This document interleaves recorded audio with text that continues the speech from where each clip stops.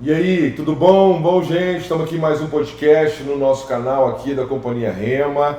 E quero já começar pedindo para você, curte, se inscreve, assiste, se gostar, compartilha, manda para alguém que você acha que vai ser relevante.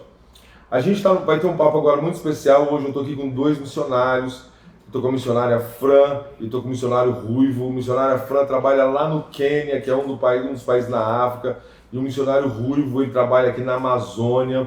Então eu acho que vai ser um papo muito bom. A gente está aqui na temporada, gravando os podcasts no Festival Rema 2025 e com apoio aí do Estúdios Fábrica, que salva a vida da gente, traz a tecnologia para a gente chegar até você.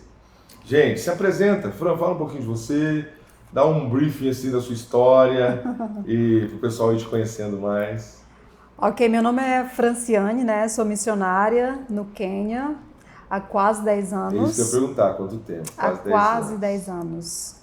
Uau. E nós estamos ali no Quênia, né? E o Senhor tem nos dado muitas oportunidades ali de trabalhar com órfãos, trabalhar com viúvas, trabalhar com tribos, trabalhar com refugiados também.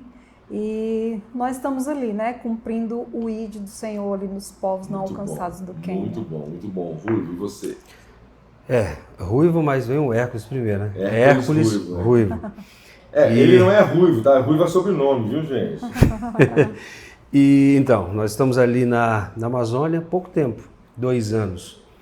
Quando saímos aqui... pouco tempo. Quando a gente fala de missões, 2 anos é pouco tempo. Então, eu penso da seguinte maneira. Se você está num país onde você domina o idioma, no caso nosso aqui o português, um tempo legal seria entre 2 a 3 anos. Para você se sentir em casa. Para você se sentir em casa e, acima de tudo, para você trabalhar os nativos. Isso, e para dar um start. Isso. Então, antes de 2, 3 anos, ninguém fica cobrando resultado, nada do missionário, não. Ninguém é assim, né? A igreja sempre não cobra. Deveria, não, tô falando assim, não sim, deveria, né? Sim. Porque tem que aterrissar, tem que É uma fase de esse primeiro momento, se adaptar ao local, Isso é bom falar, ao ambiente. Isso é bom falar, sabe por quê? O povo fica cobrando o número de convertido e não prega o evangelho na sala de aula. Então, é incrível, né? No primeiro ano o pessoal perguntava assim, quantos você batizou? E a nossa forma de trabalhar é de fato visando o nativo. Porque, como eu falei, a gente pensou em ficar lá entre 2 a 3 anos. Então, para que eu saia, o trabalho precisa ter alguém para dar continuidade. Então, a ideia é trabalhar o nativo nesse aspecto. Eu vou te batizar, mas a partir de agora, é ele que vai batizar. Rui, e antes de você ir, você pastoreava a igreja? Eu fiquei 10 anos da base da MCM, cara. 10 anos ali. Quem está dentro de base sabe do que eu estou falando. Você está doido para ir embora e Deus vai te segurando. E precisa também. Sim, o campo está precisando. Exato. E a base é grande, a estrutura da MCM é muito grande. Sim. Tem um monte de função que tem que ser feita ali na base, né? Verdade. Eu vou ali de vez em quando e eu vejo ali os escritórios organizados, pessoal de mídia, tem gente que trabalha com a questão de direitos ali, de advogado, né? Parte jurídica. Então você ficou 10 anos lá. 10 anos. E é importante, né? Claro. O missionário de base, muitas vezes ele é a ponte entre a igreja e o missionário. Legal. Por exemplo, muitas igrejas conhecem o trabalho da Fran, conhecem o trabalho de outros missionários por conta dessa galera da base. Então, durante 10 anos, o meu trabalho era divulgar esse pessoal. Ok. Era mostrar o trabalho deles, despertar a igreja para missões, até o momento em que Deus nos chama para ir para o campo. Poderia ter continuado lá. Poderia estar na base. Poderia. Não poderia. Não, se você gosta da função que eu estou fazendo... mas eu vou te falar, há uma chama no nosso coração, a gente não aguenta ficar... A Fran tá aqui, a gente estava vindo de lá para cá, ela já perguntando, já vou comprar minha passagem, já posso voltar? Então o missionário, ele sai do campo, cara, mas o campo não sai dele. Ele precisa voltar, não só por pendências que existem, né? Mas porque lá se torna o nosso lugar. É porque é a nossa casa, né? Isso, é a nossa casa. Que louco. E aí a gente sente esse desejo de retornar. Não que aqui esteja ruim, mas a gente tem a vontade de voltar. Você sabe que isso é tão interessante que você tem 3 filhos. Tem 3 filhos. Existe uma questão dos filhos de missionário que chama menino de terceira nação, alguma Filho coisa. de terceira cultura. Filho de terceira cultura. E eu tenho um primo que é missionário na Albânia que as filhas deles, eu vejo claramente isso. Elas não são albanesas, elas vêm para cá, elas não se sentem em casa. E aí é uma terceira cultura. Aí eles se encontraram num acampamento de filhos de missionário, estava todo mundo em casa. Todos se entendiam. Eles encontraram a tribo deles. Olha que coisa louca. Né? E você foi com os 3 meninos, sua esposa 3 meninos. Vamos, a minha filha, ela tem 21 anos, está fazendo antropologia. Aí eu tenho o do meio tem 14 anos e a menorzinha tem 5 anos. A menorzinha se adaptou facilmente. O do meio nem tanto. A mais velha, focando na faculdade, foi tocando bar. Porque um adolescente saiu de Goiânia e vai para Amazônia. E deixou os amigos dele. Então mexeu muito. Aí ele está aqui comigo, né? Está aqui no intensivo, está fazendo o intensivo, aí reuniu todo o pessoal dele, está feliz da vida. Então realmente esse choque que os nossos filhos eles sofrem nesses ambientes é muito forte. E aí, o que eu penso? Muitas vezes os pais, os missionários dizem assim para os filhos: esse é o meu chamado, não é o seu. Tô aqui com... Eu não concordo com isso. Assim, da casa. Assim, é a minha família. Da Todo casa. mundo está envolvido no Não, eu concordo com você. Porque, por exemplo, eu nasci num lar cristão. Sim. Então conhecer Jesus e conviver com Jesus foi a coisa mais natural da minha vida. Porque era a fé da minha casa. As minhas filhas também, elas nasceram num lar cristão, não tem a hipótese delas congregarem em uma outra religião, porque somos todos, né? E é isso aí, a casa é missionária. A ideia de chamado, de propósito, ao longo dos anos você vai construindo na vida do seu filho. Eles podem amanhã dizer: pai, eu tô agora maior de idade, eu tô querendo fazer tal coisa, né? E aí tudo bem, né? Mas eu concordo com você. aquele DNA de você foi chamado para conhecê-lo e fazê-lo conhecido, ele nunca perde. Não pode. Ele pode fazer qualquer coisa da vida dele, concordo. mas ele vai buscar conhecer o Senhor e fazê-lo conhecido. Eu falo isso para as minhas filhas: filhas, vocês não têm que ser pastoras, vocês têm que ser cristãs relevantes onde vocês estiverem. Né? É isso mesmo. E aí você foi, Ruivo, para Manaus. Nossa, o desejo era ir para Tabatinga, na Tríplice Fronteira. Mas é um lugar muito perigoso. Tríplice Fronteira de quê? Brasil, Colômbia e Peru. Ok. É onde entra toda a droga no Brasil. Entendi. Aquela parte ali é por esse lugar. Então é um lugar muito perigoso, bem hostil. Eu já estive lá várias vezes. E o próprio pastor José, que nos enviou, juntamente com a nossa igreja, MCM, nos aconselhou: não vai para lá, vai para Manaus. E isso ajudou muito. Se eu tivesse ido para Tabatinga, a adaptação seria zero. Muito mais difícil.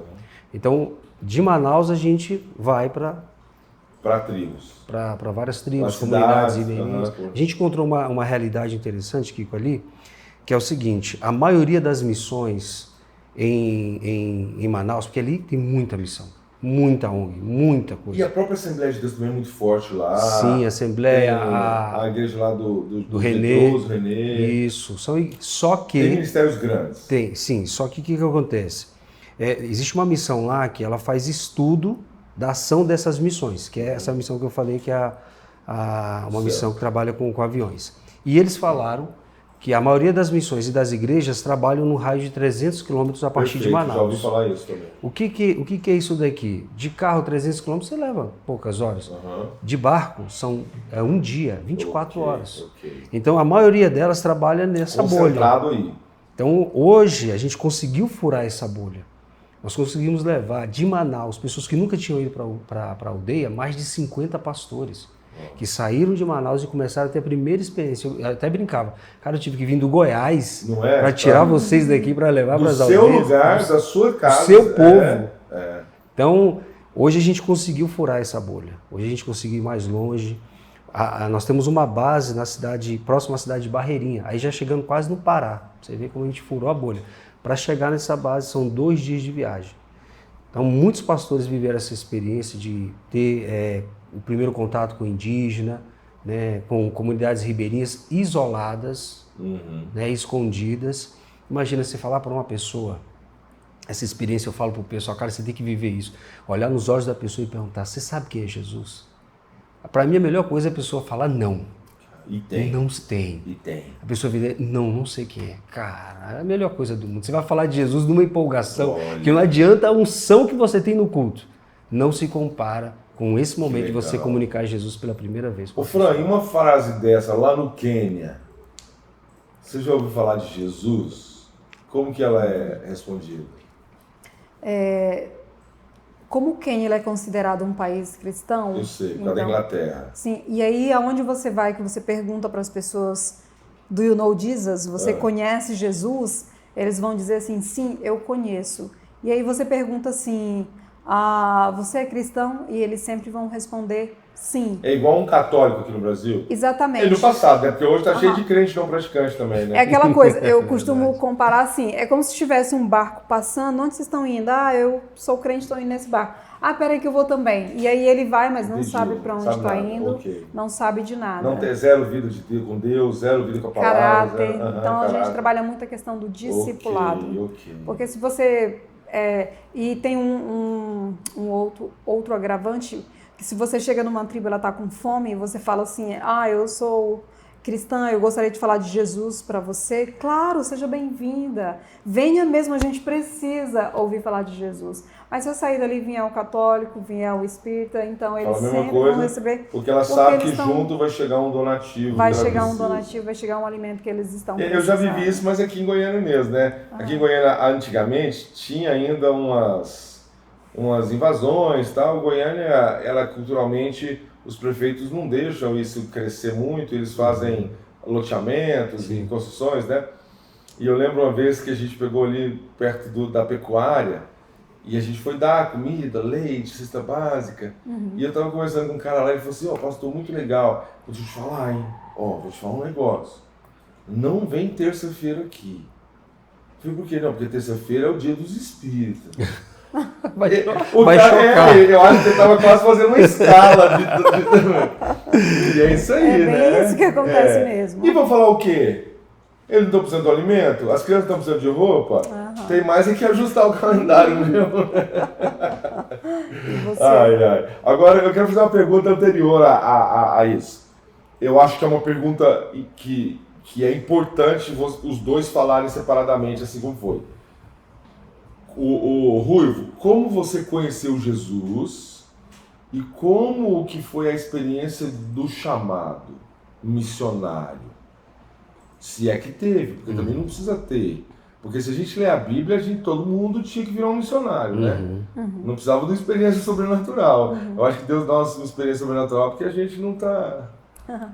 Então, eu cresci no lar evangélico, igual você. E a gente vai convivendo e tal. Só que quando eu tinha 9 anos, cara, eu ouvi pela primeira vez o apelo. Aí eu levantei a mão.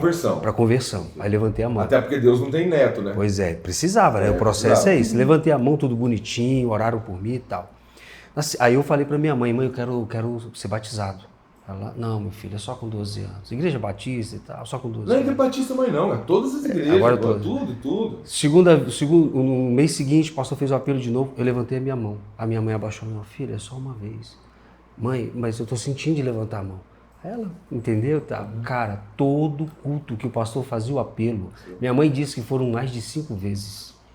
Aí da última vez eu levantei, eu falei assim, mamãe, se a senhora me batizar, eu não vou parar de levantar a mão. Então eu vou pular naquela piscina. Se abrir aquela piscina ali, eu vou pular. Chamou meu pai, chamou o pastor, cara, e aí eu fui batizado. Que problema maravilhoso pro pastor resolver, né? Uma fome, uma sede. E, beleza, eu fui batizado, tiramos foto, ok. Passados os anos, 16 anos, eu me afastei. Falei, cara, quero experimentar o mundo e tal. Não durei 6 meses lá. A estreia aqui é sem graça demais. Quero falar um negócio sobre isso. Isso é culpa dos pais que consagram a gente pro Senhor. Aí o filho vai tentar desviar e ele consegue. Não tem futuro. Não consegue. Sabe como é que eu voltei? Eu vi a foto do meu batismo. E na foto do meu batismo, Igreja Batista, coisa forte, tinha um cartaz lá, ó, Missões Mundiais. Na foto, na foto, em cima de mim assim, eu tive a foto, Missões Mundiais. Aí o Senhor falou, volta, e é para isso aqui que eu te chamei. Então teve um momento, teve uma experiência. Teve bem leve. Mais marcante. Um indicativo, sim. Leve, mais claro. Isso, ficou claro o chamado e tal. Agora, com o passar do tempo, não foi necessário que houvesse outra coisa, uma outra experiência. A própria palavra foi convencendo, é isso mesmo. Eu não sei se vocês conhecem o testemunho da Sophia Miller, uma americana que fazia missões aqui na Amazônia, principalmente na Amazônia ali colombiana. Ela terminou o chamado dela, voltou para os Estados Unidos e tal, já estava velhinha. O repórter fez a mesma pergunta para ela. Sofia, como é que foi teu chamado? Como é que foi essa experiência e tal? Ela olhou para ele e falou, chamado? Eu li uma ordem e obedeci. Você sabe que eu ouvi falar isso? O T.L. Osborne. Lembra do T.L. Osborne? Sim, um evangelista. Eu, um dia, zapeando pela TV, eu vi ele dando aula, velho já assim, nem sei se ele é vivo mais. Acho que não. Acho que não. E ele dando aula. E aí ele falou assim, eu estou dando aula porque foi a primeira vez que Deus falou comigo e me deu uma direção específica para eu fazer algo no meu ministério. Eu falei, o cara é um evangelista que pregou no mundo inteiro. Ele falou, porque Deus nunca me chamou para evangelizar. Eu li na Bíblia e comecei a pregar. Aí ele fala assim, aí as pessoas falam assim, tá tendo fruto que você tá pregando nos Estados Unidos, quero ver você ir pregar não sei aonde. Aí ele ia. Aí os caras falam assim, não, tá tendo fruto que agora, aqui tá aberto, eu quero ir ver você. E ele foi andando nos países. E eu falei, cara, o cara não foi chamado. A gente é muito religioso. Demais. Né? A gente é muito religioso. Nossa, a gente acha que Deus só pode fazer assim, né? E aí, Aí você... E aí, nós começamos a buscar isso, né? Entender, tá? Na prática, como é que é isso? Como é que eu vou, para onde eu vou, o que eu faço? E aí foi quando o Senhor nos deu o entendimento de que existem 3 fases na vida de alguém que já entendeu o propósito. Preparação, a execução e o legado. E a preparação, a palavra que o Senhor deu para nós, a ênfase é a comunhão com Ele. Porque se eu não estivesse bem preparado na comunhão com Ele, na execução eu ia errar muito. Ou ia titubear na fé. Eu poderia desistir e voltar atrás. Pressão, né? Então a comunhão, ela consolida o processo da preparação. Okay. Então para mim, ter esse tempo, esses 10 anos, eu falo assim, mas cara, foi um tempo que realmente Deus nos preparou para isso. Maravilhoso. A rotina da base ali, das reuniões de orações, de adoração, isso também é um negócio. Não, ativar as igrejas, você chegar numa igreja que não tinha nenhuma visão missionária, você sair de lá, a galera queimando por missões. Os eventos, né? As conferências que vocês fazem periodicamente ali, maravilhoso demais. Mas eu entendo o que você falou, Aí a partir daí, passamos por esse processo, reunimos a família. Na verdade, nós iríamos para a Tailândia. O propósito era a Ásia. Né? E aí Deus veio e soprou. Não, vai para a Amazônia. Vai para a Amazônia. E o pessoal que estava na Amazônia foi para lá? Para qual pessoal? Para a Tailândia? Não tinha ninguém. Não tinha ninguém. É porque eu lembro que eu fui na conferência lá em Caldas, da NCM, e eu lembro que teve uma troca assim de... Não, acho que foi lá no Fábio Schumann. Foi no Sertão. Foi no Sertão. O Fábio que saiu do Sertão e foi para a Ásia, e o cara que estava lá, que é o Vinícius. É isso. É que eu lembrei disso agora, falei, será que foi ele? Não, foi um bem bolado. Foi um bem bolado, legal. A gente desbravou, muita coisa a gente desbravou ali. Desbravando sempre com aquela ressalva que a gente fez, estava conversando aqui antes de começar, né? Sempre com parcerias. Porque essa consciência está clara. Só repete aí esse processo que você falou. Preparação, execução e o legado. E agora você está em qual fase? Na execução. Está no campo, está na lida da formação dos obreiros. Exatamente. Ali. Tá, antes da gente entrar lá no Amazonas, Fran, e no seu caso, como é que foi conhecer Jesus e o chamado? Na verdade, eu sou maranhense, né? Vim de uma cidade pequena para Brasília, com o pensamento, estou indo trabalhar ganhar dinheiro, comprar um carro, uma casa. Como sempre as pessoas que vêm de lá vêm com esse pensamento, né? Estudar, se formar em alguma coisa. Só que quando eu cheguei em Brasília, eu fui totalmente surpreendida porque eu conheci Jesus, né? Então, a própria pessoa que me recebeu no mesmo dia, ela já me levou para a igreja.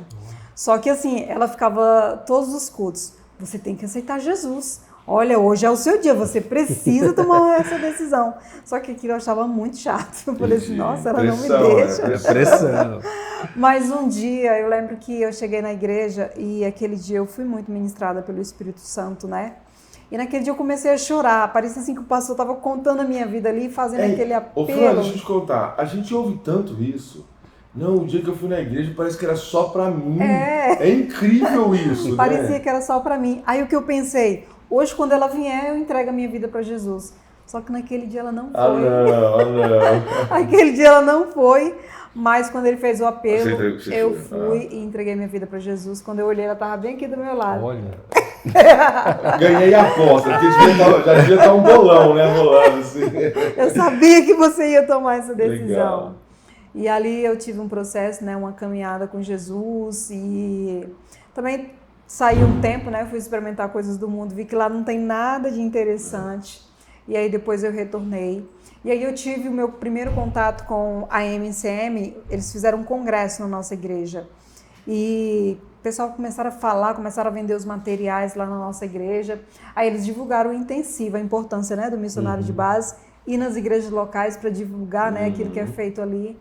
E aí eles começaram a falar do intensivo, aí eu comecei a pensar assim, eu quero fazer esse curso. Porque existe uma diferença de você ter um encontro com Jesus e você aceitar Jesus, mas permanecer na igreja e não ter o fluir do Espírito Santo. Você tá ali, aceitei Jesus e agora? Isso. Agora quando você aceitar tem Jesus é a porta.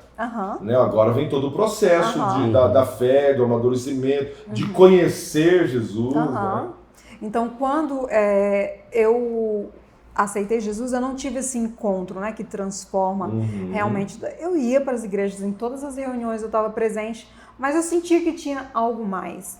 E ali eu fiz uma oração, falei assim, Senhor, eu quero fazer esse curso. Não sei como, mas eu gostaria muito, porque na época eu era mãe solo, né, trabalhava. Então eu jamais... Você teve uma filha, tive uma não filha, foi casada, você não namorou, casada, engravidou. Exatamente. Entendi. E foi exatamente na época que eu decidi sair da igreja para ir para o mundo. Claro, era para ser um laço, mas Deus transforma esse laço em bênção, né? Que aí dá um filho, e o filho muda tudo na nossa vida, né? Exatamente. E aí quando Deus me deu essa oportunidade de vir para a MCM, fazer o intensivo, aí sim virou uma chave. Aí sim eu tive um encontro com Jesus. Tá, então deixa eu falar, eu quero aproveitar isso que você está falando. Eu sou de uma época que a gente tinha acampamentos. Também. Você converteu jovem já, né? Né, Fran? Você converteu jovem. Acho que nos meus 25. Não, adulta já. Adulta. A gente que nasceu na igreja, desde criança tinha acampamento para criança, para juvenil, para adolescente, para jovem. E esses acampamentos era lugar de receber esse chamado. Era lugar de você converter, de aceitar Jesus. Os filhos de crente aceitavam Jesus em acampamento. E muito filho de crente era marcado, porque a gente saía da cidade, a gente saía da vida e a gente mergulhava no ambiente propício para isso. Era ministrado, tal. Depois, com essas mudanças, veio o encontro com Deus. Que também, de certa forma, era esse tempo aí de você afastava da cidade e era ele respondia isso aí que você falou. Ele dava esse choque, né? E hoje não tem mais nada disso. Não tem. Hoje não tem mais acampamento, não tem mais encontro, não tem mais nada.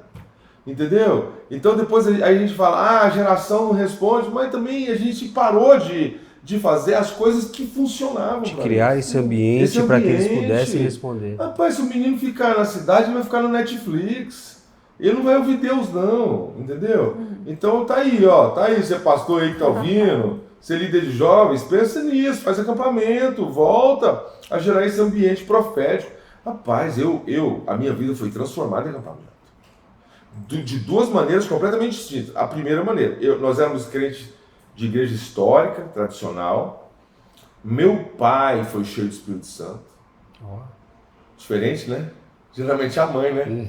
Meu pai, e aí a gente começou a buscar, aí a gente foi num acampamento, e nesse acampamento, eu e meus irmãos fomos batizados pelo Espírito Santo. Os pastores ficavam assim, os presbiterianos estão falando em línguas. A gente era de igreja presbiteriana, né? Isso mudou nossa vida.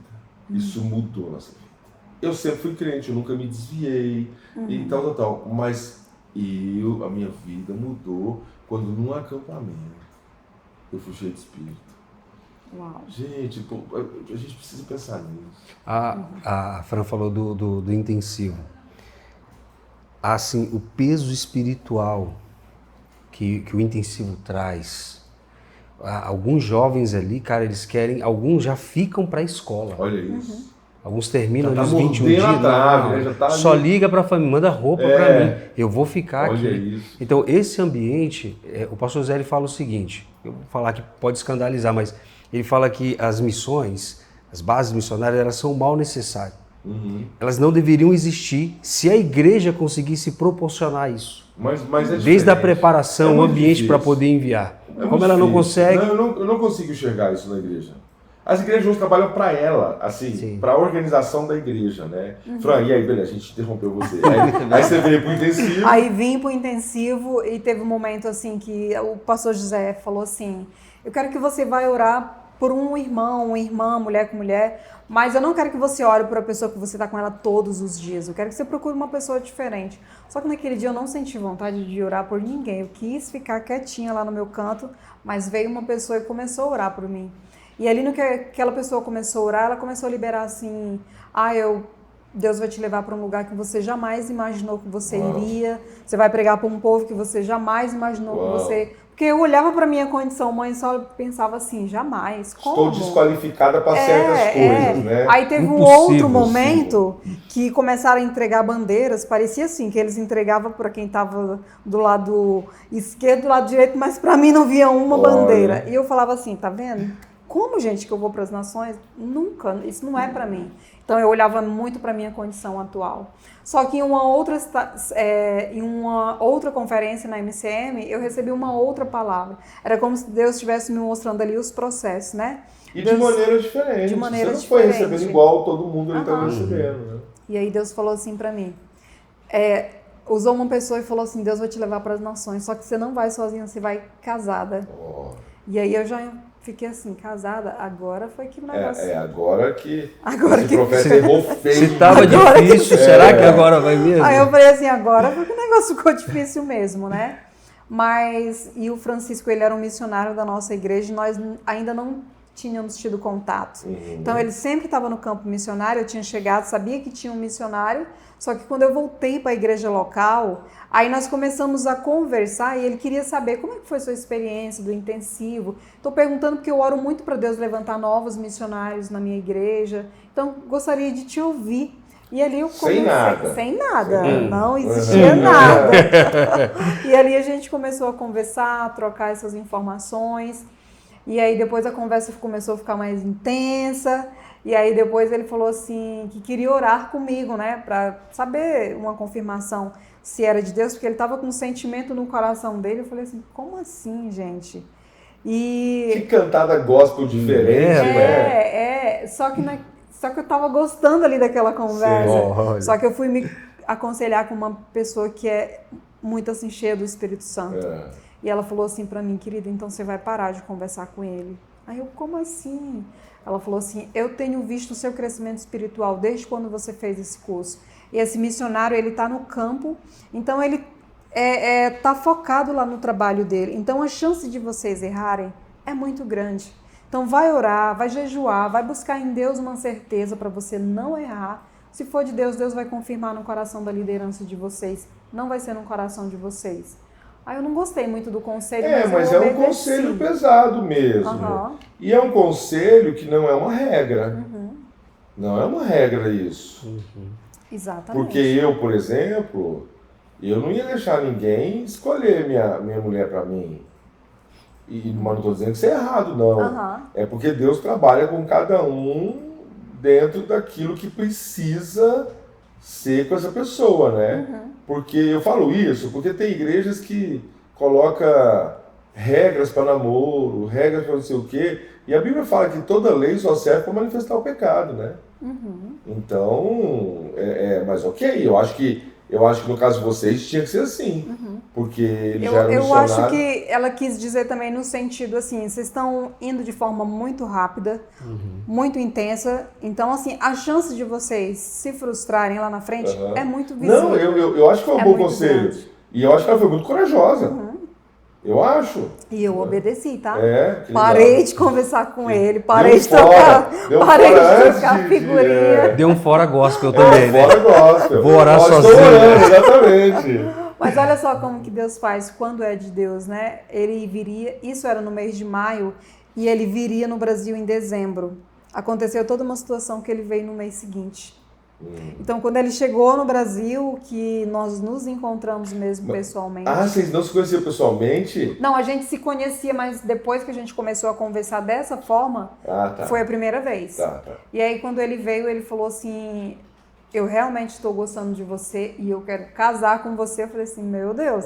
E aí ele já procurou já procurou a nossa liderança, já foi conversar com eles. Só que quando a nossa liderança recebeu a notícia, eles receberam a notícia com paz, com alegria no coração. Aí eles, nossa, como é que eu nunca parei para pensar nisso? Nunca dei match em vocês dois. Só que existia um detalhe, né? Ele sempre compartilhou com a liderança que a esposa dele não teria filhos. E eu tinha uma filha.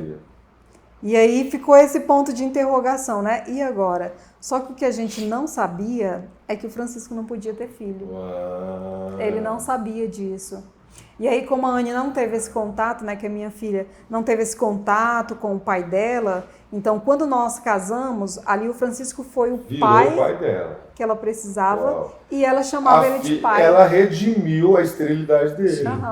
Ó, tô até arrepiado. Olha como é que Deus faz. Eu tô até arrepiado. E ele é a orfandade dela, né? E ele é a orfandade dela, total. Então, nós escrevemos um livro, né, das Nações para a Eternidade. Recente, você lançou recente. E você não trouxe para mostrar que... Não trouxe. Meu Deus, mas é ruim de vender, hein?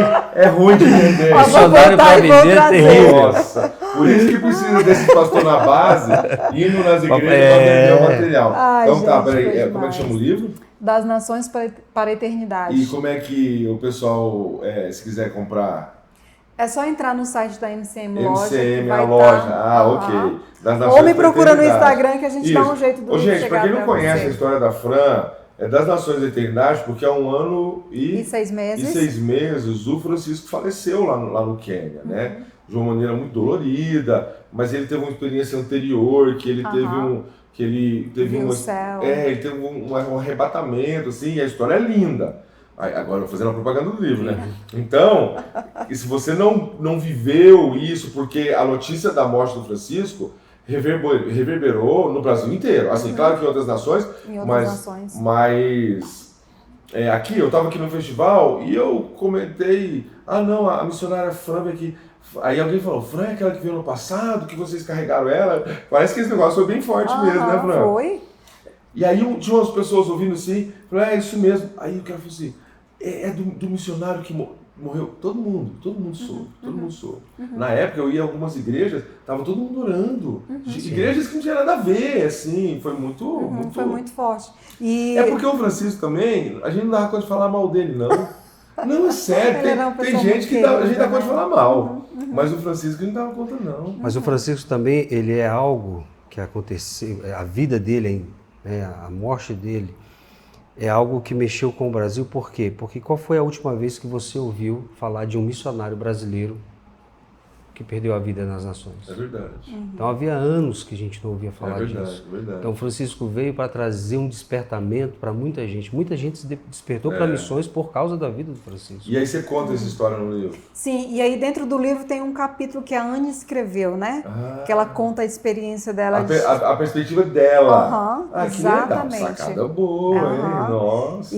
Mas um outro testemunho desse livro também, o livro foi anunciado nas redes sociais. Alguns meses atrás, uma moça me procurou querendo o livro. E aí eu falei para ela, olha, esse livro está sendo vendido aí no Brasil. Na época eu estava no Quênia, está sendo vendido aí no Brasil pela MCM Loja. Aí passei o link para ela e aí ela me mandou um texto. Eu fiquei viúva.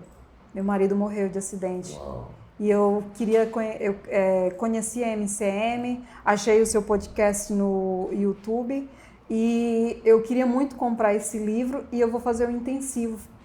Olha. E ela está aqui fazendo um intensivo. Legal. Quando o marido dela faleceu há 8 meses atrás, ela estava grávida, de 8 meses. A filhinha dela não conheceu o pai, né?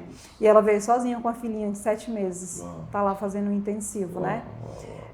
Então, assim, por mais que as pessoas perguntaram assim para mim, como assim você tem coragem de voltar? Então, assim, não é eu ter coragem de voltar, e sim eu obedecer aquilo que Deus estava me mostrando. E o chamado que ele deu. O chamado ali naquele momento. E a bandeira que você não recebeu lá no intensivo era por causa disso, né? Porque Deus, ele tinha um casamento, o propósito do casamento. Então, a bandeira ele já tinha entregado para o Francisco, que era o Quênia. Então, eu tô ficando todo tudo casou.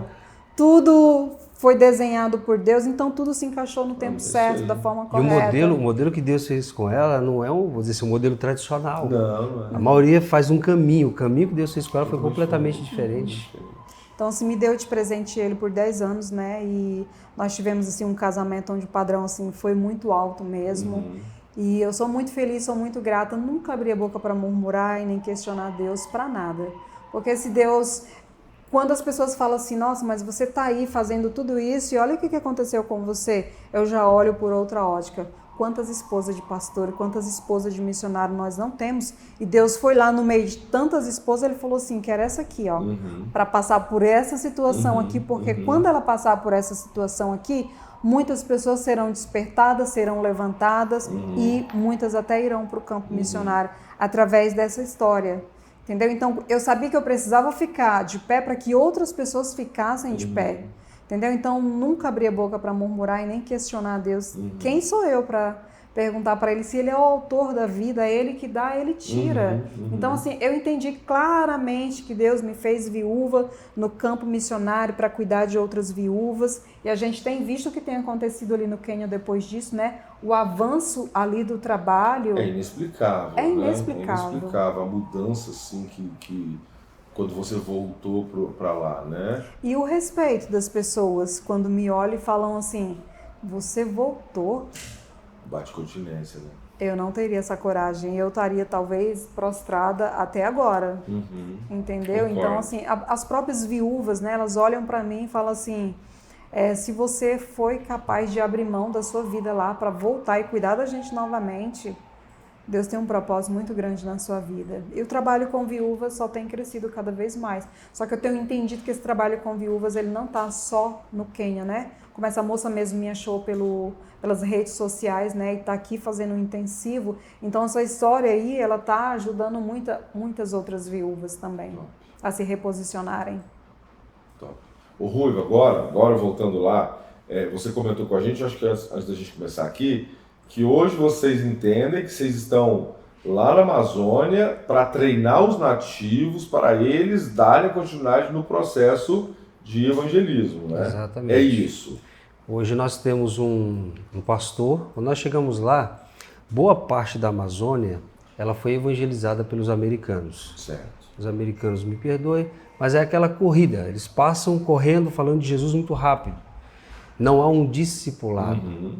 Nós fomos chamados pelos indígenas justamente para isso, para fazer um discipulado. Então esse indígena que nós ganhamos, começamos a discipulá-lo, melhor dizendo, ele hoje é pastor, ele é líder da comunidade dele, tem várias pequenas igrejas que ele cobre.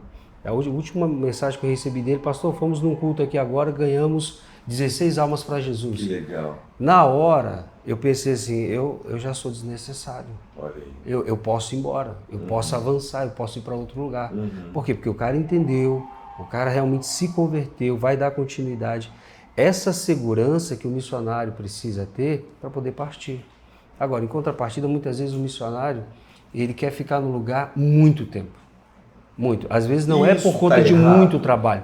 Aí é que tá. Se realmente o trabalho, ele é, por exemplo, no caso da Fran, outra língua, uma cultura extremamente diferente da dela. E outra coisa, às vezes o pessoal de lá não consegue ter essa mentalidade de fazer as coisas que ela está fazendo. Já são dependentes Isso, dela. Precisa de alguém com essa... né? Esses fatores, eles determinam o tempo. Ok. Agora, perfeito. se eu estou aqui, apesar de eles serem indígenas, a segunda língua dele, a primeira língua dele se tornou o português. Ah, é? Então eles entendem bem o que eu estou falando, Ok. eles entendem tudo, eles têm a Bíblia na língua deles em português. Então o tempo aqui não justifica eu ficar aqui 5, 10 anos. Ok. Né? Então eu preciso acelerar o processo. Não justifica. Você pode mudar para perto, se você quiser replicar isso ali, ou você pode também já ir para outra realidade qualquer. A ideia é, na verdade, a gente fazer meio que uma supervisão. Isso, perfeito. Voltar lá para rever e tal, porque uma coisa que vai acontecer é que ele vai errar. E é isso que Paulo fazia, mas as pessoas, a gente lê na Bíblia, a gente acha às vezes que Paulo era o pastor das igrejas que ele plantava, né? Mas não era, o cara plantava, estava viajando, depois ele voltava só para corrigir, só para supervisionar, né? A gente fala assim, que muitos têm aquilo que a gente chama de zelo sem entendimento. É o zelo pela obra de Deus, mas sem entendimento porque ele não deixa o cara romper. Ele fica ali em cima, não, eu estou aqui, eu vou fazer.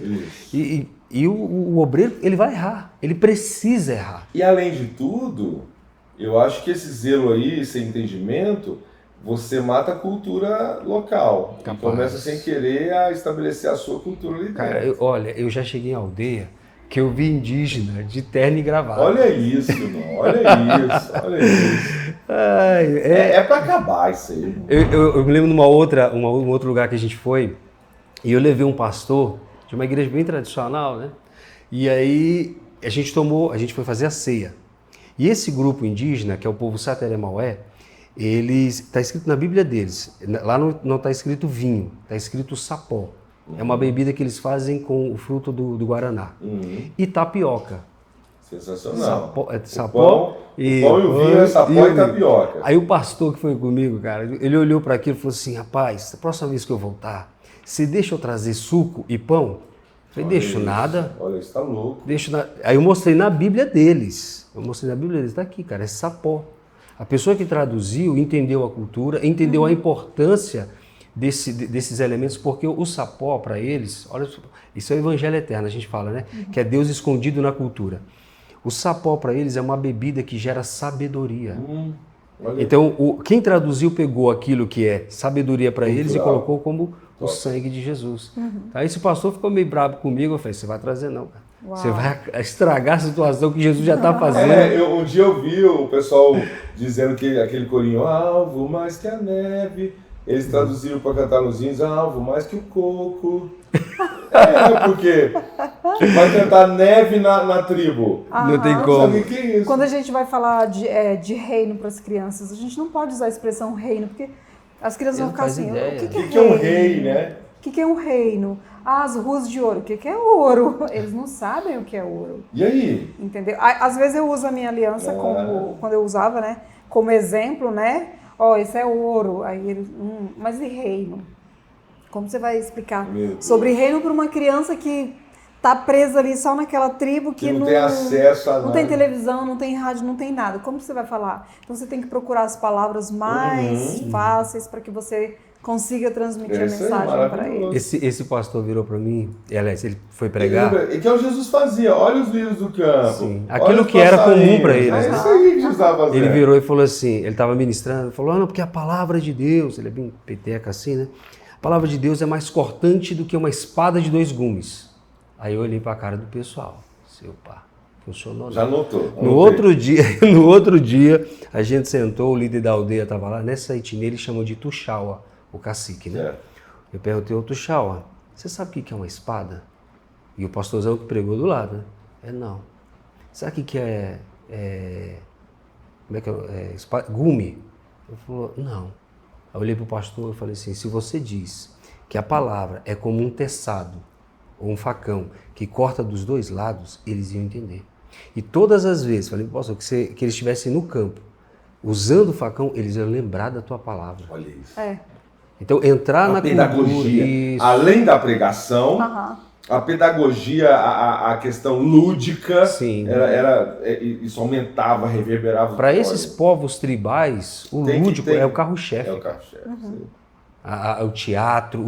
A gente estava conversando, a Fran está falando, até melhor ela falar. A gente está com a veia do teatro lá. Bem Rema. Cadê a companhia Rema? A gente que não está chegando lá. Temos que ir lá. Tem que ir mesmo, porque a gente aqui, não está dando conta do teatro. Eles estão fazendo lá do jeitinho A gente está fazendo um teatro lá e eles estão captando a mensagem através do teatro. Isso, sensacional. E aí eles interagem. Quando a gente pergunta assim, e agora qual o caminho que nós devemos ir? Aí a gente coloca uma pessoa vestida de preto, coloca outra vestida de Jesus e todos ficam, escolhe Jesus, escolhe Jesus. Então, assim, sem precisar falar a língua deles, mas pelo entendimento da Fran, mensagem. você tem que falar isso pra Lu? Temos. Vai deixar a Lu louquinha. Temos mesmo, Tem que falar. porque é o que Vamos. nós estamos fazendo lá, é teatro. Fala sério. Deus está nos mostrando Nossa, assim, não tem uma noção do que eu tô fazendo na minha estratégia. cabeça aqui agora. Eu já estou imaginando, cada vez que eu for preparar uma pregação, eu tentar fazer um desenho, falar, Lu, ó, agora tem que fazer um teatro lá pro Kenny, ó. Tem que fazer um teatro lá pro Zinho. Vocês conhecem o plano da salvação, pregando Sim, através sim. das cores? Uhum. Do Livro Sem Palavras? Livro Sem Palavras. A gente leva muito a questão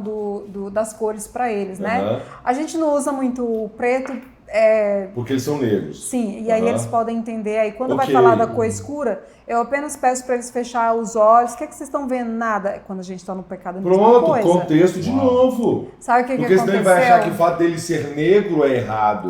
É Tá ruim. maravilhoso, é ruim. E aí, Ótimo. você sabe o que aconteceu? A gente começou a visitar as mesmas tribos, os colares das turcanas tinham mudado as cores. Ah, não. Elas colocaram as A do cores Livro do Sem plano, Palavras. do plano da salvação. Que legal. Então, assim, a gente ora, a gente busca estratégia, busca sabedoria E é em Deus. simples, hein? E elas entendem ali, se você chega lá e fala assim, olha, seu colar que bonito, você pode falar pra mim o que significa essas cores? Sim. E aí ela vai, explica cor por E eles cor. usam colar, hein? Aham, usam. Demais. Tem umas fotos lá que é muito colorido aquele povo, É muito né? colorido. Nossa. É muito colorido mesmo. Ruivo, então você tá falando que você tá focado nisso, formar obreiro pra você... Avançar. Tá, agora, eu acho que falar em avançar, a gente podia falar do projeto lá que você foi na Ilha de Marajó. Acho que é muito importante falar isso, não perder essa oportunidade aqui do podcast, porque é muito importante o que você foi fazer lá. Você podia... Eu acho que é do conhecimento de todo mundo, as informações que surgiram, as denúncias, aquela coisa toda. Vamos falar disso. Deus é Deus. Deus faz as coisas de uma maneira que ninguém imagina. Aquela menina que cantou aquela música. Cara, eu nunca ouvi falar daquela menina. Também não. Aquela menina destruiu tudo que estava pela frente. Ela nem ganhou, parece, a competição, mas eu nem olhei mais para a competição, não queria nem saber quem estava caminhando. Eu não ouvi as outras músicas, eu não olhei ninguém. É incrível o que aconteceu com aquela menina, incrível aquilo ali. Agora, o que aquela menina fez? Porque foram duas bem fortes. Ela, a Aimee, o nome dela. E a Damares. Sim. A Damares, ela falou do que ela ouviu e do que ela viu, ok. Aquela menina, ela trouxe uma perspectiva diferente. Ela falou das mesmas coisas, porém trazendo a responsabilidade para a igreja. Qual foi o motivo da nossa ida lá? Assim, olhar, observar e ver o que a igreja fez depois das denúncias. Gente, a igreja não fez nada. Okay. A gente, fez na hora ali, mandou alimento... Pouquíssimo. Eu conheci um pastor, nós fizemos um pequeno... Ele está para sair, esse documentário. E a gente pegou a fala dos nativos, dos missionários, dos pastores. Teve um pastor, ele está na cidade de Salvaterra, lá na Ilha de Marajó. Ele falou assim, cara, eu recebi muita ligação, mas muita ligação. E não recebi um centavo de oferta. Ninguém veio aqui. Uau. Então, tipo assim, muita gente especulando, muita gente querendo saber, curiosos e tal. Muita gente que chorou quando a Aimee cantou, quando a Damares falou. Mas depois disso acabou. Infelizmente, a igreja, eu falo isso porque fiz muito congressos em algumas igrejas. Algumas igrejas a gente mostrava as fotos das crianças, situações e tal, e se via gente chorando. Mas em boa parte dessas igrejas, ou algumas dessas pessoas, a emoção durava as 2 horas do culto. E a igreja está adormecida, anestesiada. Entendeu? Entorpecida. A gente ia embora e toda aquela emoção ia embora também. Entendi. Lógico, a gente sabe que alguns ficavam, né?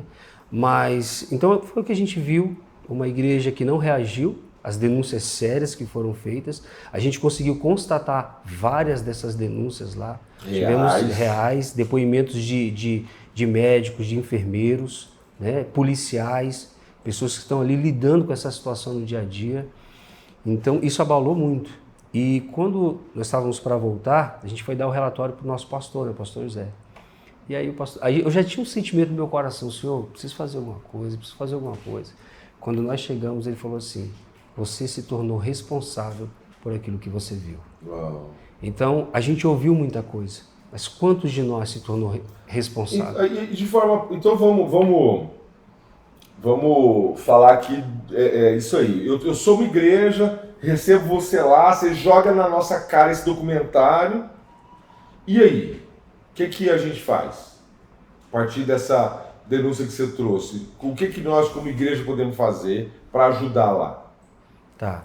Hoje nós estamos levantando alguns pastores, exatamente isso que você está falando, que tem uma visão de implantação de igrejas.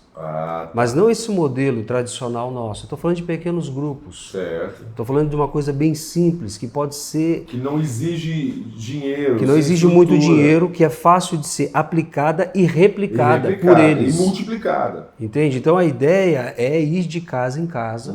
6 dias, antes da gente ir para Marajó, eu preciso contar esse testemunho, 6 dias, eu acordei com alguém conversando no meu ouvido. Eu sabia que era o Senhor e eu pensei, eu vou guardar tudo isso. Ele falou, não, levanta e anota. E eu anotei. E ele falou para mim que o problema do Marajó não é pobreza. O problema do Marajó é que os pais não são pais de verdade. Uau. Sabe? E ele falou para mim, o Senhor falou para mim, vocês estão fazendo conferências de paternidade, isso, aquilo, outro, mas quem precisa ouvir de paternidade são eles. Porque, cara, eu não sei se entra na cabeça de alguém um pai entregar a filha por conta de 1 litro de óleo para pôr na rabeta dele, na voadeira dele. É o que eles fazem. Mas por que esse cara faz isso? Será que é a miséria mesmo que está por trás disso? Ou é a mente dele, como Paulo fala lá na carta aos Coríntios? O Deus desse século cegou o entendimento deles. Então, o evangelho, eu creio, a gente pode fazer vários trabalhos sociais. E isso tem que fazer. Agora, o evangelho continua sendo o poder de Deus para trazer luz, para trazer entendimento, porque muitas vezes, eu vou te dizer porque a gente faz muito projeto social, muitas vezes os projetos sociais, eles ajudam, mas eles não têm a capacidade de despertar o indivíduo no seu espírito. Eles não redimem, eles ajudam, mas não trazem redenção. Então, ele é só uma porta, ele é só é lógico, eu não gosto de tratar só assim, tipo, é a forma de se entrar. É a forma de entrar, mas há uma preocupação pelo indivíduo também. Só que o foco é a transformação deles. Eu concordo, porque às vezes é legal pra caramba fazer ação social. Sim. E a gente vira uma ONG. É o risco, né? E também é legal pra caramba só pregar. E a gente vira uma igreja que não faz ação social, né? A gente fica ali só nos extremos, né? Então eu acho que tem que encontrar tem que dar o pão, mas tem que dar a pregação, né? Então a ideia, por exemplo, o pastor que está ouvindo a gente agora, cara, eu acredito que muita gente, muito cristão sincero, que ouviu tudo isso, talvez o que faltou foi isso. O que eu vou fazer? Talvez o cara teve o sentimento, cara, eu quero fazer alguma coisa. A gente precisa de um caminho, né? Dá uma ajuda aí, mostra uma luz aí, né? E a ideia é essa, a ideia é pisarmos lá. Nós passamos de casa em casa, falamos de Jesus, aceitaram, eles receberam Jesus. Só que a gente encontrou um outro problema, cara. As igrejas que estão lá. Muitas dessas igrejas que estão lá, por exemplo, em um dos lugares que eu fui, eu vi um terreno com fundamento. E eu perguntei para o irmão o que é. Ele, não, isso aqui é uma igreja. Que besta, vocês estão construindo. Não, na verdade, há 15 anos ela está sendo construída. Falei, mas cara, como assim? De quem é essa igreja? Aí ele me falou o nome. A igreja tal. Eu falei, mas essa igreja lá na cidade é gigante, é enorme. Ela falou, mas eles não constroem assim. Todo o recurso para construir a igreja sai da própria comunidade. Então é a comunidade que traz o recurso e é a comunidade que faz também. Só que a gente trabalha, a gente tem outras atividades. E é uma comunidade carente, pobre, sem recurso. Sem recurso. Então você vê, eles pegam todo o talento, toda a capacidade daquela comunidade e jogam ali, ó. Entendeu? Esses caras podendo produzir, o ribeirinho, o indígena, esse pessoal tem o povo tribal, eles têm uma capacidade de criar artesanato, essas coisas, tem uma inteligência fora do comum. Só que aí, essas igrejas aprisionam esse indivíduo nessa tarefa. Você precisa construir esse lugar. E aí esse lugar também vira um baita de um lugar precioso para eles. Sabe? Muito mais do que o congregar, do que estar junto. Vira um monumento. Então a ideia é desconstruir todas essas coisas e trazer a simplicidade e a pureza do Evangelho. Top. Nossa, com os pequenos grupos, de casa em casa, com as pequenas igrejas. Tem bases missionárias lá, entidades sociais, assim? Tem. Se uma pessoa ligar aqui pra gente agora e falar assim, cara, eu quero ajudar. Eu já tenho uma lista de missionários, de bases que estão lá. Gente séria. Gente séria, nós visitamos, que nós conhecemos já há bastante tempo e que estão lá. Porém, o trabalho deles é muito limitado por conta do recurso. É um trabalho difícil. Por exemplo, tem um amigo lá que ele está com uma base, que ele tem um postinho de saúde e uma escola de reforço. Só que para receber medicamento é uma luta, sabe? A logística é complicada, comprar remédio é complicado, você precisa de uma documentação para ter um volume grande de remédio nesse lugar. Então tem toda uma dificuldade. Vou buscar aqui a população lá do arquipélago de Marajó, 550 mil pessoas. É grande. É grande. E tem uma informação importante aí, o menor IDH, Índice de Desenvolvimento Humano, no Brasil é na cidade de Melgaço, lá na Ilha de Marajó. A cidade mais pobre do Brasil, hoje está na Ilha de Marajó.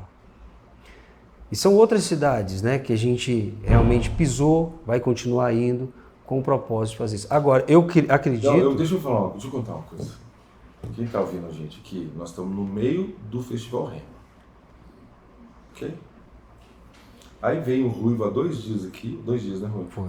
No primeiro dia, né, na segunda-feira. Foi na segunda? Foi. Foi, né? Hoje é sexta, né?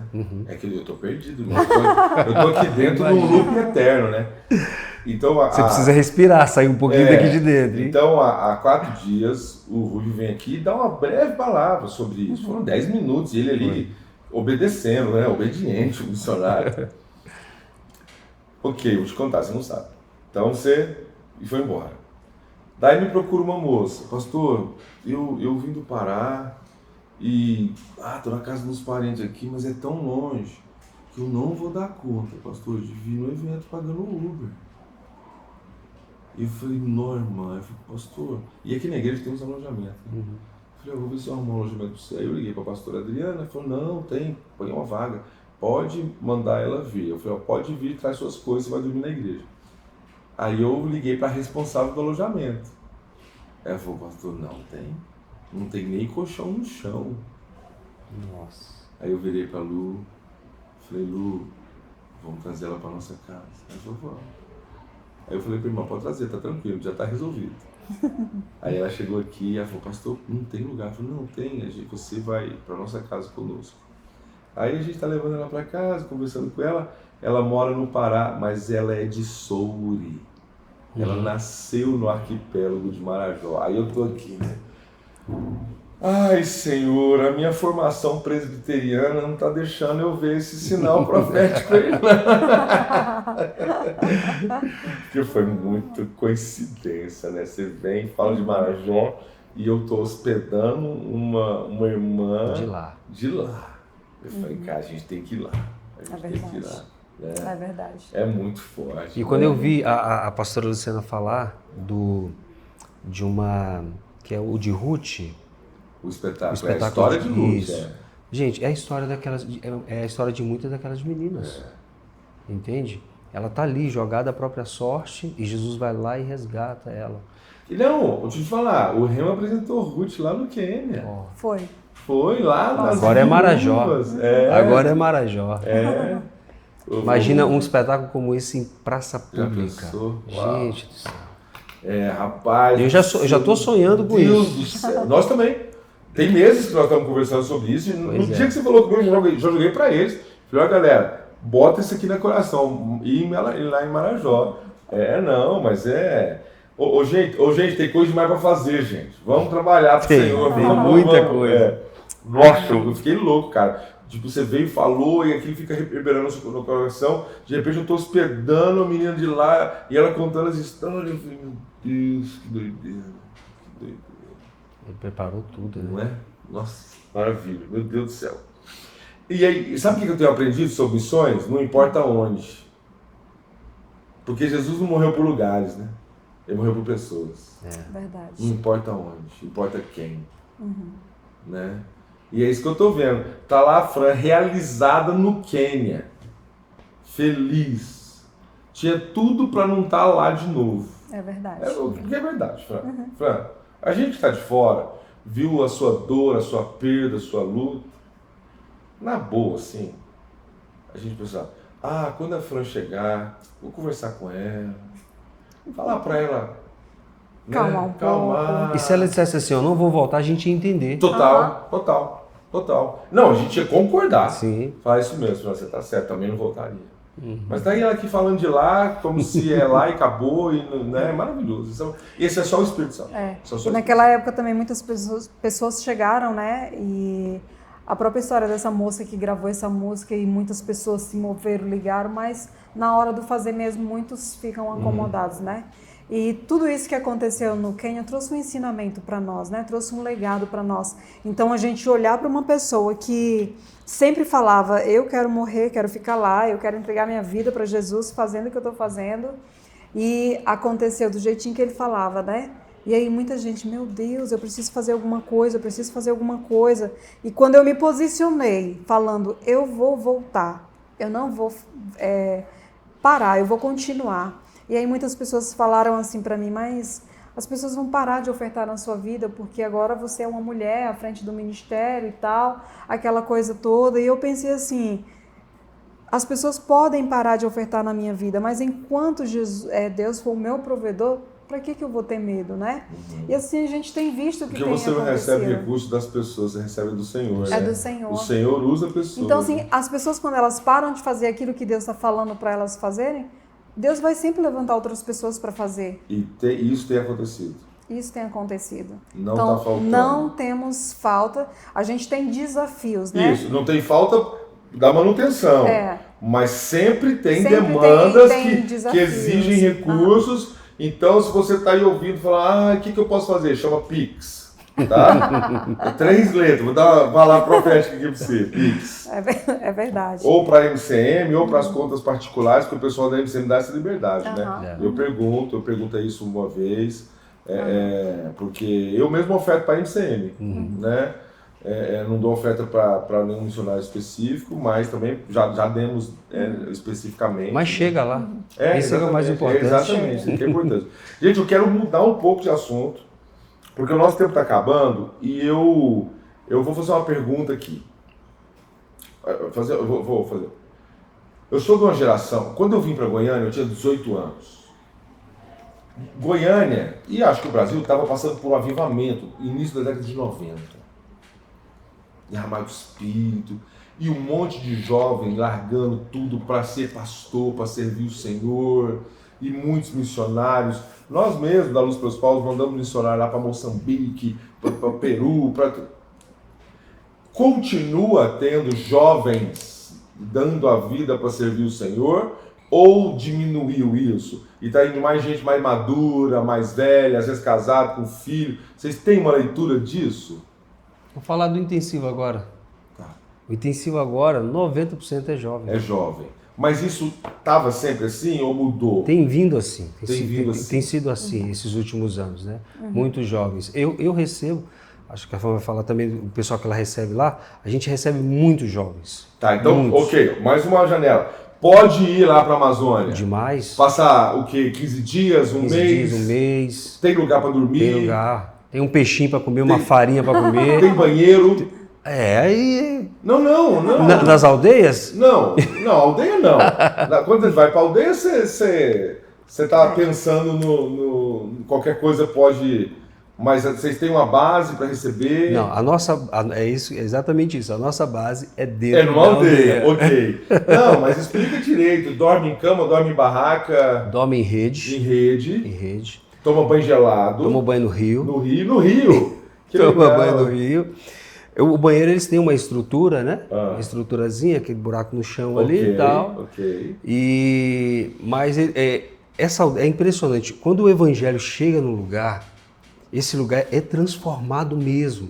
Até a higiene do lugar muda. Perfeito. Então, aonde nós estamos, muda. A gente foi em algumas outras aldeias e eu levo o pessoal. E o pessoal comenta. Nossa, mas lá na nossa é tudo arrumadinho, tudo limpinho e tal. Aqui tudo sujo. Então tem essa diferença. Então o pessoal pode ir, vai ser bem recebido lá. E faz a propaganda da sua base agora. Olha, nós temos uma base missionária no Quênia e nós temos de fato recebido bastante jovens. Em Nairobi ou já lá Em Nairobi. A nossa base é em Nairobi. E por onde eu passo, nas igrejas que eu visito, muitos jovens têm se despertado para o campo missionário, né? Para ir realmente, de fato, ter esse contato com o povo não alcançado. Mas falta ali a questão do apoio da igreja, né? A igreja abraçar mesmo os jovens que estão se despertando, sabe? Se dispondo para ir para esses lugares. Então, eu acho que fica muito a desejar a questão do apoio para esses jovens. Mas deixa eu te perguntar uma coisa. A gente pega uma equipe aqui como Rema, vai lá e passa 20 dias com vocês. Isso ajuda? Muito. É bom? Muito, demais mesmo. É porque tem gente que critica esse tipo de missões que a gente faz. Né? Você fala por um tempo? É, que vai e volta. Não, ajuda bastante. Ajuda muito. Tá. Principalmente no teatro. Ajuda a comunidade e ajuda o missionário. Descanso missionário. Nossa, o que é isso? É um reforço para ele. Ok, entendeu? legal. Eu quero só falar que a gente está acabando, o tempo acabando, e a gente está citando no meio da conversa intensivo. Então vamos explicar para vocês aqui. A MCM, Missão Cristã Mundial, ela tem uma base muito legal aqui em Goiânia. Era um clube. Trindade. Trindade. Era um clube, então é muito legal. Eu acho lá lindo, né? E ali é um lugar de treinamento para missionários, que tem um curso de 1 ano, dependendo do nível de maturidade, pode ser até 6 meses. Mas eles fazem todo janeiro e todo julho. Só janeiro.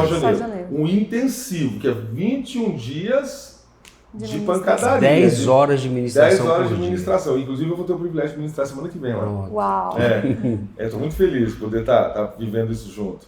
Então, você já pensa no próximo janeiro, separar o seu começo de ano para vir receber essa dose cavalar de ministração, de Bíblia, de oração, tá? Já separa o recurso, já prepara isso.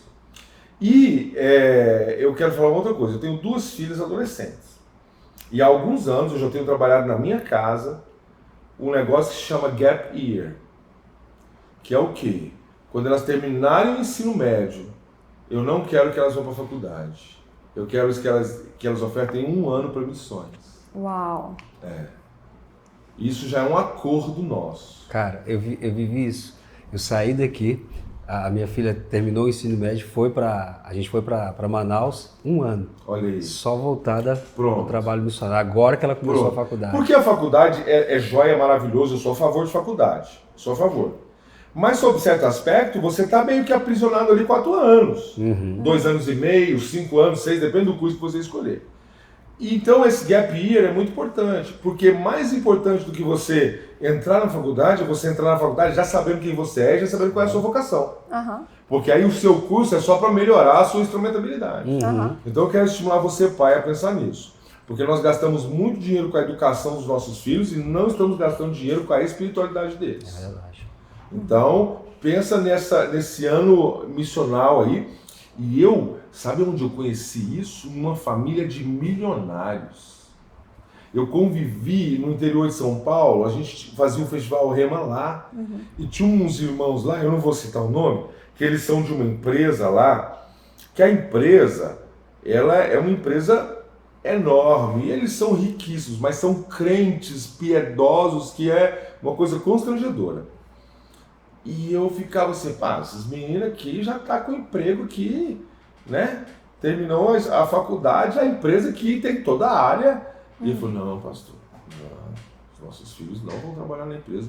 Todos ofertam 1 ano para missões. Uau! E eu falei, cara, que isso? Então, aí desde essa época lá, 20 anos atrás, eu tenho essa semente na minha vida, e agora que as minhas filhas cresceram, isso já é um acordo entre nós. E se bobear, se a minha esposa já aposentar, vai aos 4. Tomara. Aí a gente empresta a casa aqui para alguém morar e vamos embora, vamos pro Quênia, passa uns meses lá, vamos para a Amazônia, sem âncora, sério mesmo. A gente fica. Então eu queria motivar você que está ouvindo a gente, pensar nisso. Ruivo, Fran, deixa uma mensagem aí, pro pessoal que está ouvindo. Pode deixar o contato de vocês, o Instagram de vocês, o que vocês quiserem. Fala aqui para essa câmera. Ladies first. o meu convite, na verdade, nessa tarde é... Eu sei que muitas pessoas vão assistir, né? Tudo que foi conversado aqui.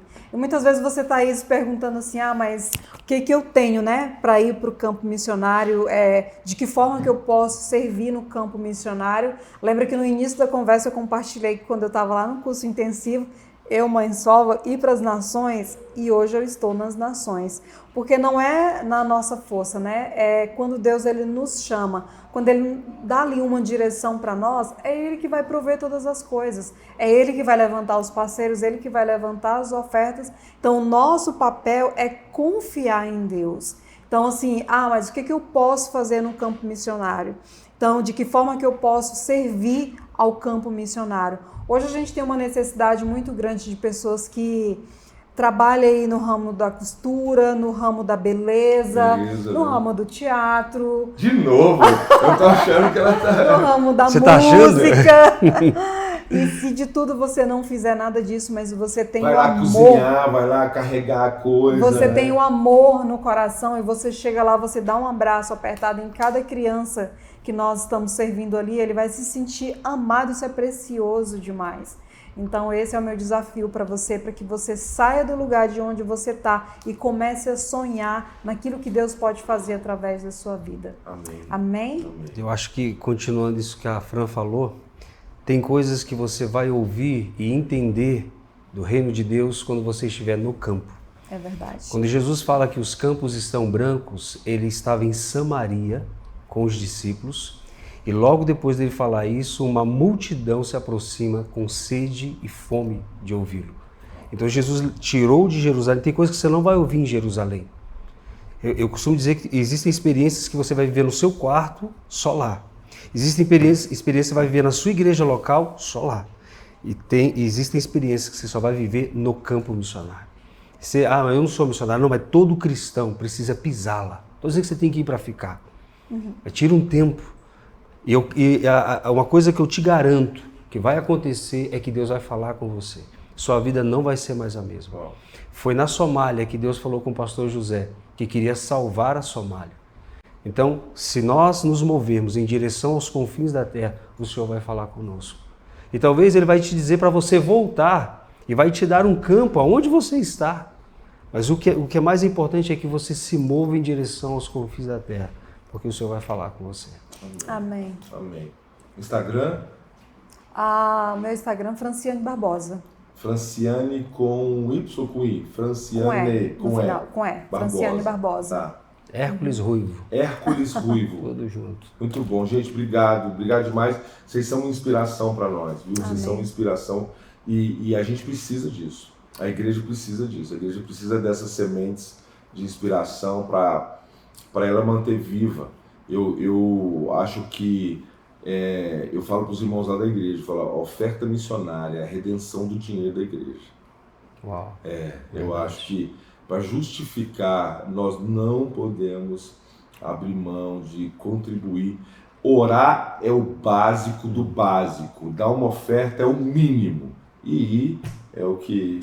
E divulgar. E divulgar, né? Então, gente, em nome de Jesus, compartilha esse podcast. Eu tenho certeza que ele vai falar com alguém.